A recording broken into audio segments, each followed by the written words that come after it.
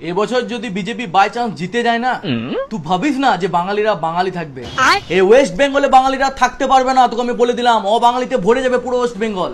আবার শুরু করলো। আর বাঙালিদেরকে তো মাছ মাংস খেতেই দেবে না, দেখে নিবি। পুরো বহিরাগত শালা। বিজেপি মানে বহিরাগত। বিজেপি বহিরাগত কি করে? মোদি কি বাঙালি না অমিত শাহ বাঙালি? তুই জানিস টিএমসি পার্টিটা কে তৈরি করেছে, কোথা থেকে তৈরি হয়েছে? কেন? আমাদের প্রিয় দিদি মমতা বন্দ্যোপাধ্যায়। আচ্ছা। আর বিজেপি পার্টিটা কে তৈরি করেছে? সে জানি না, কোনো অবাঙালি হবে, তাছাড়া আবার কেউ। ও সব গুজরাটি, তো সবাই তো গুজরাটি, কেউ বাঙালি আছে? ওরাই কেউ বানিয়েছে বিজেপি। আমি অত জানি না।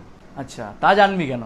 তাহলে শোন, তৃণমূল কংগ্রেস তৈরি হয়েছে কংগ্রেস থেকে, আর কংগ্রেস তৈরি হয়েছিল 1885 সালে। কে তৈরি করেছিল জানিস? একজন ব্রিটিশ, যার নাম অ্যালান অক্টাভিয়ান হিউম। আর বিজেপি কি তৈরি করেছিল জানিস?